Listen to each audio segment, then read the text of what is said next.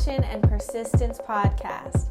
I'm your host, Elaina Mitchell, and I can't thank you enough for being here, for taking the time to listen to this message, for sharing it with your friends and family, for posting it on social media, for subscribing. It means more to me than you know, because the reason we make these episodes is for you, to share inspiration, motivation, tips and tricks to help you to get to where you deserve to be in your personal life, in your business life, even spiritually. So we talk with guests each week, we hear their story, they share their tips and tricks, and then we share it with you in hopes that it lights something inside of you to go out there and chase your dreams. Because with passion and persistence, anything is possible. Make sure you subscribe, and you know what would be awesome? If you took a screenshot while you're listening to this podcast and post it on social media. That would mean the world to me. Make sure you tag us at passion.and.persistence, and we'll reshare it and give you a shout out. If you want to rep the Passion and Persistence merch, check out our shop online. It's passionandpersistence.shop. Without further ado, let's jump right into this episode.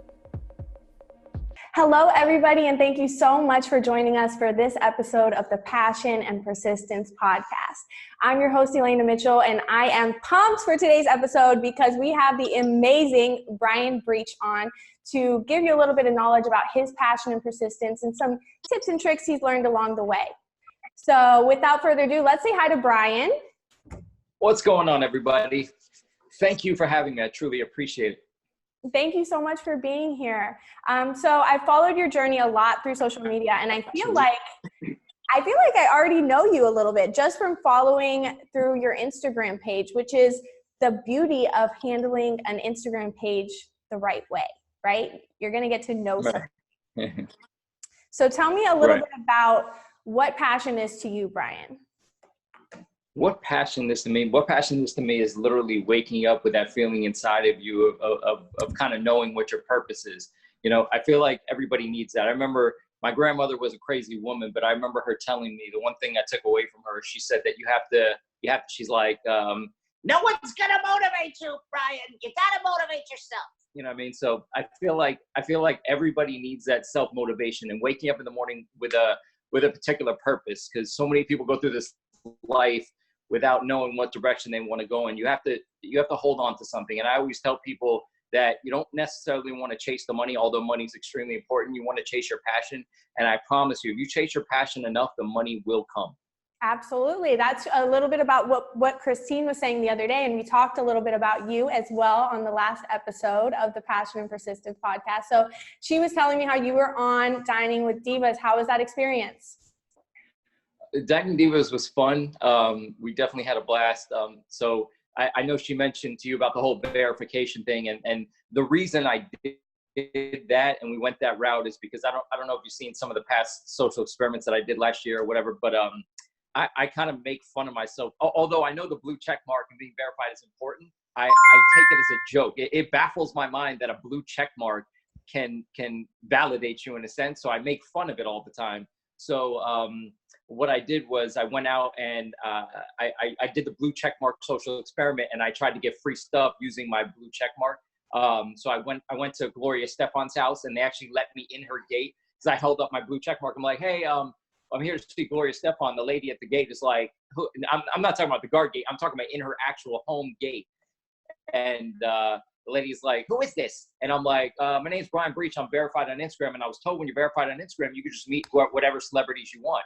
And they're like, okay, come in. And they fucking open the gate. And I'm like, Jesus. So, and then I tried to pay a restaurant with a blue check mark, whatever. So we took that concept and that idea and we applied it to that. So like she was saying in the clip that I saw of you guys, I walked into the restaurant. I'm like, hey, I was just curious. I've been trying to get free meals all day with my blue check marks. I'm verified. You know, I'm hoping I can get one here. And they're like, yeah, come sit with us. We'll give you your first free meal as somebody who's verified. So that was the concept that we used on the show. We had a blast, ate a lot of good food. I can't remember, burp. I can't remember the name of the place that we ate at, but it was delicious. And anytime someone's going to give me an amazing meal with two cool people, I'm all for it.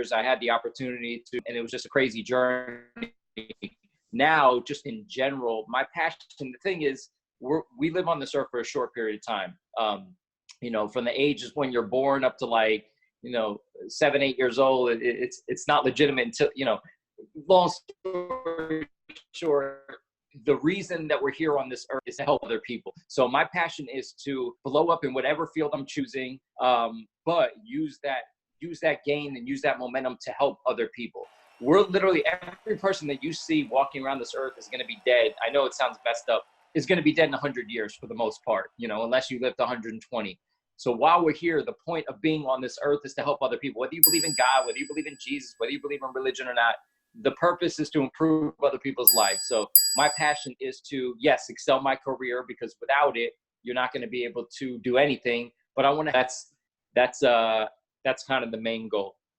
That is amazing. And it's so inspirational to know that you're chasing it for such a bigger picture, you know? And when you talk about helping people, I want everyone listening or watching to realize when you help somebody, it becomes a chain reaction for the next generation's future, not us necessarily. It's not going to benefit us right here and right now, but it's going to change the world for our kids and their kids and their kids. You know what I mean? It's funny. The one thing that I put literally almost no effort into, or the least amount of planning out of all the things that went viral that I did, was this one. And I woke up one morning, I saw a video on Facebook of a guy. I think the video was a guy helping, he was giving a homeless guy money to give to other homeless people. And then when they gave the money out, he gave the homeless guy that was helping him money.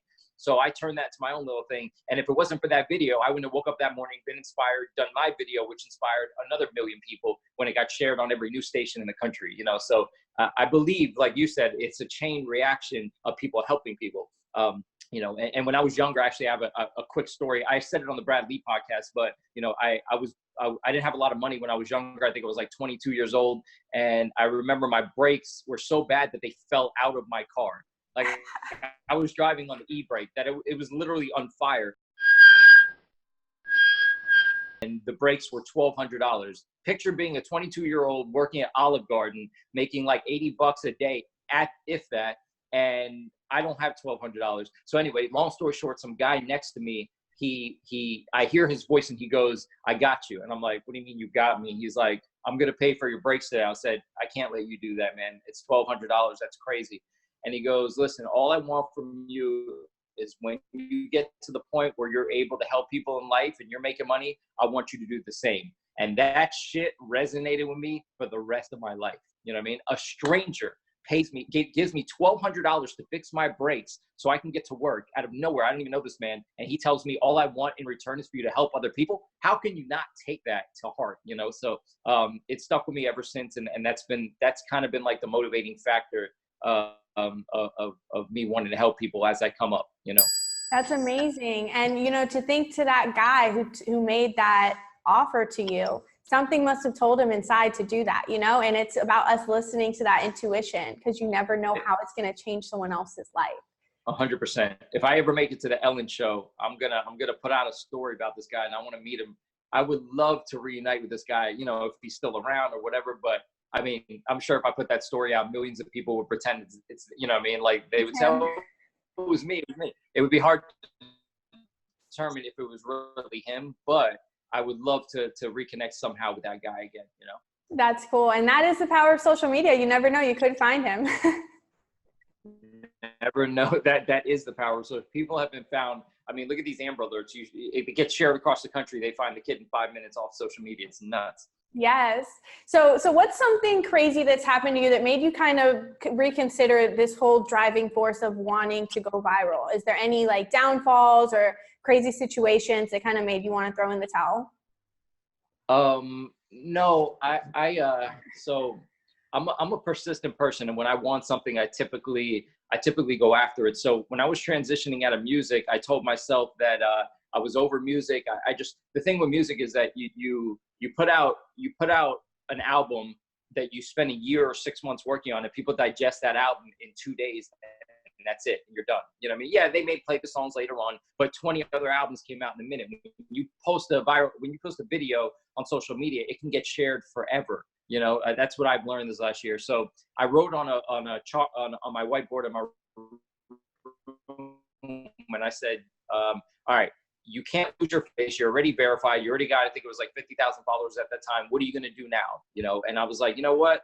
I've always had this like comedic side to me. My dad's always been a funny guy and we used to shoot skits. So he was like, so I was like, let me start doing this. And if something doesn't happen in 1 year, if you don't go viral in 1 year, you're going to switch, you know, you're going to switch paths and trajectories again. Mind you, I already had, you know, nothing's holding me down right now. So I could just, you know, I could shoot videos all day, every day and still run my business. So there was nothing that literally stopped me. I just kept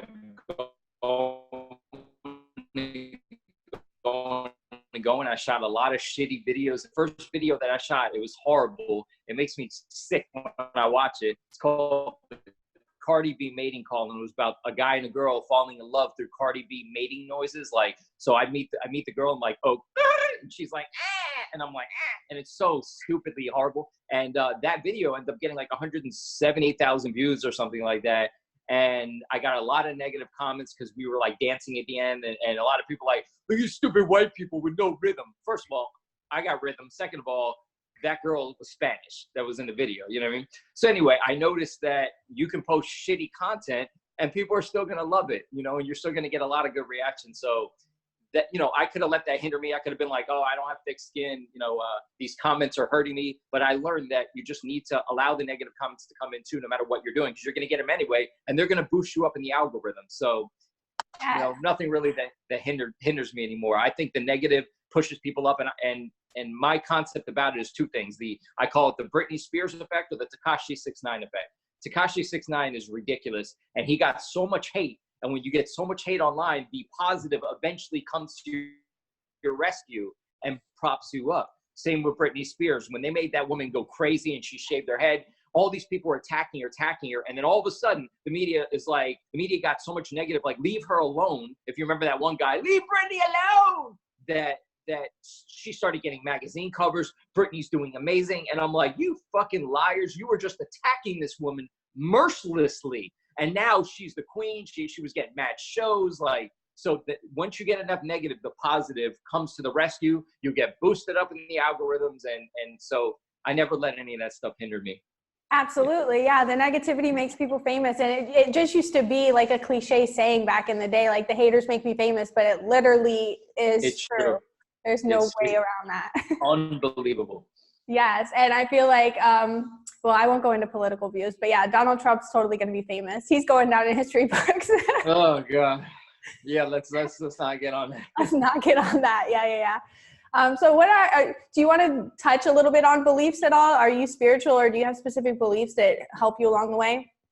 Yeah. So me and my boys argue about this all the time. I do believe in God. I believe there's something out there. I don't believe in religion. So I was born Jewish. I mean, I technically am. My name is Brian Breach, but my real last name is Friedenthal, and and that's the most Jewish last name ever, and it means peaceful valley in German. Whatever, that doesn't matter. But you know, my family, you know, we had our, you know, Friday Shabbat dinners and all that stuff. And as I got older and I learned about Christianity, I learned about other religions, I started like going into it. I started realizing, like, okay, God's not going to get mad at me because I didn't dip the egg in the water a certain way on Friday night. God's not going to get mad at me because I didn't read the questions the right. Like, I started thinking about it in a logical manner, and it's so ridiculous. So yes, I believe that if you put out, okay, here's an example that you know may get me in trouble with some Christians, but not really. So how I look at it is like this. You know how people go to jail, right? And this is just from a logical standpoint. I'm not saying anything negative about any religion. So from a logical standpoint, when someone goes into prison, you ever heard somebody say, my life changed. I found Jesus. You ever heard somebody say that in prison or whatever, or anywhere? Yeah. And I started thinking about that. And I said, but is it really that you found Jesus? I think it's because you took yourself out of bad situations. I think it's because you're positive now. I think it's because you stopped selling drugs. I think it's because you stopped gang banging that your situation changed. It's not that you found Jesus. It's that you completely put out positive vibes and you started hanging around the right people. That's what the change was. Because if the Jesus wasn't there, the changes still happen. And that's why things are positive now. So anyway, if Jesus helped you, God bless you. I love you all. I'm not saying anything negative. I'm just saying what you put out into the world is going to come back at you. If you're going out murdering people, someone's going to come after you and murder you. If you're going out helping homeless people every day, positive organizations are going to come into your life and prop you up and give you positive things. So I believe truly the energy you put out into the world is the energy you're going to get back. But again, I do believe in a higher power. Just religion to me is, you know, I personally believe it's all man-made. No, personally, it's a fact. It's all man-made, and it's written by men. It was changed around. It was twisted. There's 4,000 gods in the world. Who's to say yours is right? But I do believe there is one overall higher power. But I believe in positive energies more than anything. Absolutely. And that's, I mean, if that makes sense, you know, I'm not trying to insult anyone. Yeah, it made complete sense. And I think that's the awakening that we're all coming into, you know, I feel like with religion, that it's just labels and names to make our human selves understand it and comprehend it. It's not necessarily black and white, exactly those names. Right. That is, you know what I mean? It's very much open to interpretation. Absolutely. Yeah. That's super cool though. It's obviously all about giving out good vibes. Right. Tell me a little bit more about your experience with social media. I know you're the viral king. So what kind of like things have you encountered that have helped what's the word I'm trying to find? Virality? Virality. Yeah. Virality. You know, what's weird is that what's weird is that after that thing went viral, I was asked to speak around the country on how to go viral. So the one thing in this entire earth that I thought would never come of going viral would be people asking me to speak around the country about how I went viral. It blows my mind. Like, I still think about that, and I'm like, is that really the direction my life went? And I didn't. I spoke all around the country this whole last year, and it's been bizarre. So what is it? Okay, so what I tell people is what I just told you before, a lot about not worrying about negative comments. And I always tell people to plant Easter eggs in their videos. So what I mean by that is that people, okay, so if you post something on Instagram and you just write, and you're taking a picture of yourself and you write me in front of a cactus, you're not going to get a lot of comments. But if you say, if you write it in a question format, do you think the background is beautiful? You're going to get like 40 more comments because you're asking questions. So that's how you spark comments. Now, Easter eggs, what I mean by Easter eggs is this, and I spoke about this a bunch of times. So the Easter egg concept to me is this. So let's say you're a realtor and you're shooting a video, and you're talking to your audience, you're trying to sell a house. And let's say, for example, you're selling the house, and you're standing in front of this beautiful mansion, and a neighbor just happens to accidentally be in the background walking a dog, and the dog takes a shit right in your video in the background, right? You could tell your editor, hey, you know, I want to be professional. I want to edit out that dog shitting in the background. And my theory would be, no, don't. Be the realtor that has that dog shitting in the background, because you know how people are on the internet. They just want to come at your video. They just want to attack it, or they just want to say something. So by having a dog shitting in the background of a realtor video, it's going to cause 500 more comments that were never there in the first place. Now, let's say something else happened in the video. You got the dog shit in the background, and you're shooting the video, and you also have a stain on your shirt. I wouldn't take the stain out. I would leave the stain and the dog shit, and then you're going to get 500 people here that are going to talk shit about your stain. Then you're going to get 500 people here that are going to talk shit about the dog shitting in the background, and you know what that's going to do? That's going to cause 1,000 more comments that were never there in the first place, and it's going to boost you up in the algorithms, getting your video in front of the right people. Now, if you take that a step further, what if it wasn't an accident? What if the dog didn't accidentally shit the background? What if you started planning all these little funny things in your videos that people thought were real? And you know, I'm not trying to lie to people or fake them out, but what if you did put stuff in the video? What if you're standing there talking, and all of a sudden, randomly, a baseball just flies in front of your face? You don't flinch. You don't say nothing. You're telling me that 50 people aren't going to be like, yo, did anyone see that baseball? Yeah, I saw the baseball. What the hell was that? Where did that baseball come from? And all of a sudden, people start arguing in the comments, and that keeps boosting you up. And then your videos can go viral that way. So I think there's a strategic way to go viral. My video went viral because it was a combination of good content and a combination of news picking it up in a way that there wasn't anything crazy going on. So like we were talking about Donald Trump. If Donald Trump had done something ridiculous that day, which he does every day, the news cycle would have been mayhem. for some odd reason, the news cycle the day that my video hit wasn't that dramatic, and it was positive video, and it was right before Christmas, and it gave it a lane to go viral. So there's very strategic ways to go viral, although some videos will go viral accidentally. But the ones that go viral accidentally are the ones like a guy puking on his lawn, or a drunk person running into a stop sign. That's not what you want to go viral for, because there's no longevity in that. I went viral for a positive reason, and it's allowed me to keep the momentum going for more than a year already. But if I went viral for being the moron that punched a duck, I'm fucked. You know what I mean? So that I get, those are some little tips and tricks to the virality situation. I love it. Those are really awesome tips and tricks. And I always have said from the beginning of the Donald Trump thing is I feel like he has somebody coaching him to be viral and say those stupid things sometimes, because it gets attention, like True. I think he's just a fucking idiot, but yeah. No, sometimes maybe. It's so stupid where I'm just like, I feel like there's a strategy there. Stupidity, it hurts my soul sometimes.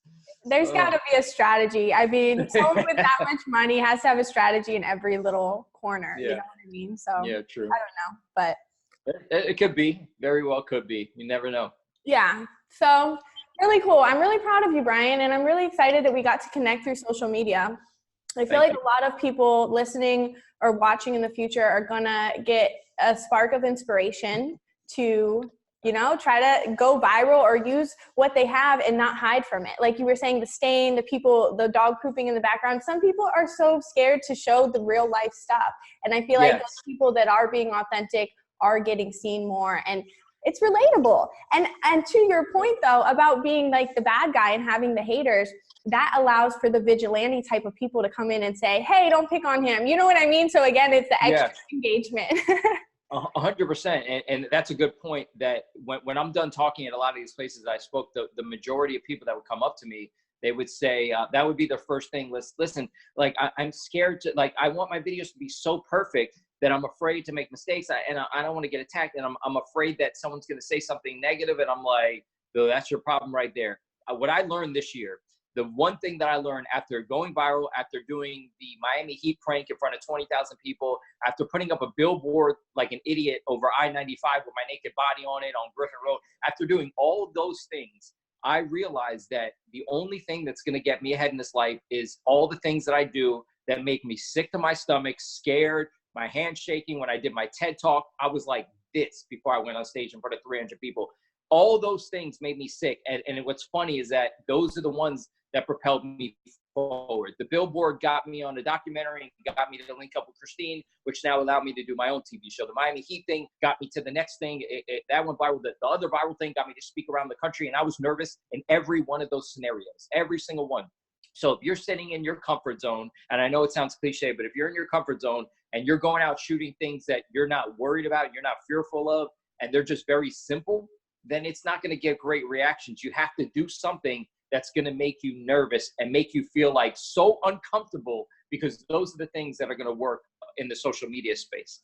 Absolutely. I agree 1,000%. And I try to think of it as like, when you get to that next level, your body's not used to being at the next level. So it's like it's like being on a ride, and you get higher, your stomach starts to turn because your body's not used to being that high, but it's elevation for your soul, so that's why you get nervous. That's why you get shaky. You're elevating, and you're just not used to being at that next level. 100% accurate. Yep. It's really cool to see and witness. And I hope anybody watching or listening into this just goes out there and takes the first step. That is always the hardest part, is that first step, feeling like you're going to be a failure, feeling like someone's going to say something about it. F everybody else and just do you. Exactly. They're going to say it regardless. It doesn't matter. Like, I look back on my life and, I made some enemies. I have more positive than negative. But even when I did the one that went viral, I was getting negative comments. And you know what those negative comments were? The negative comments were because I stood in front of Target and I gave money to people that were shopping at Target that thought I was homeless. So I got tons of people saying, oh, what the fuck? Why didn't you give it to real homeless people? And I'm like, what? Like, I have my whole life, but this is a different thing. So what I did was I created a GoFundMe link after that. And I swear to you, I targeted the very specific people on my Facebook page that told me I should have gave the money to actual homeless people. So I created a GoFundMe link and I said, look, after this social experiment, it motivated me to raise more money for people that really need the help. And I sent this link to individuals who told me I should have gave that money to actual homeless people. Guess how many people donated? 0. Thank you. Not one. So shut the fuck up. Yes. Say it again for the people in the back. Shut the fuck up. I love it. I love it. I love it. Awesome. So what's in the plans for your immediate future? So the immediate future, it's funny. I'm in this weird limbo stage. So last year I took on every and any opportunity. I kept traveling everywhere. I kept going all these places. Although I'm going to Colombia in February to speak, but that was like a random thing that happened. But the America's Gone Viral, the show, that's my main thing right now. I'm not taking on any projects. People are asking me, let's do this and let's do that. And the show is such a slow rollout because it's a process and you have to do things. And I'm sitting here and there are days that I'm like, fuck, what am I supposed to do today? You know, it's like this weird limbo stage until things start moving with the show, until we have the live auditions. But my whole focus right now is on the show. That's all I want. And I pray to God that we make it happen. No, I will make it happen.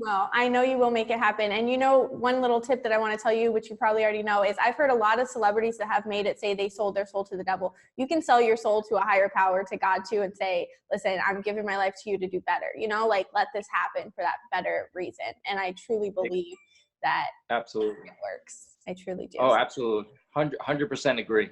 Yeah, so I know 100%. You're going to make it happen. I'm really excited for you. And I'm glad I got to have you on here and talk with you a little bit. Super excited to be on. I truly appreciate you having me. Thank you so much. I'm definitely going to have to get you a sweatshirt and a hat. I have your address. I think you sent it to me before. So I'm going to have to send you some merch and get you rocking it. Let me know. I'll post it on the stories. Awesome. Well, thank you for dropping all this knowledge. Thanks for taking the time to be here on the Passion and Persistence podcast. And I hope you have an awesome 2020. Maybe we can connect in person one day. Let me know whenever you're ready. Cool. I appreciate it. All right. Thanks, Brian. Thank you.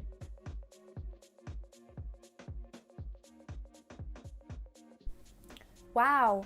Brian dropped some awesome knowledge about going viral strategically. That's what it's all about. I love the fact that he has such a bigger mission with his actions of going viral. And I think that anybody listening or that watched this episode should really reflect on that. What is your purpose of what you're chasing? What are you going to use that platform for? And Brian's answer was so beautiful, and I'm really glad that he got to share his perspective on his chase to being viral, being known. I hope that you pulled a piece of knowledge out of what he had to say and got a spark of inspiration to go out there and chase your passion. We believe that with passion and persistence, anything is possible, and we stand behind you 1,000%. So thanks for joining this community of believers. Thank you so much for doing all that you do to show the world that you believe in yourself, you believe in your dreams, and you're out there chasing it every day. So make sure you tell your friends and family about this podcast. Make sure you're subscribed. Leave us a review. That means so much to me. And make sure you check out our shop, passionandpersistence.shop. Have an awesome rest of your week, you guys.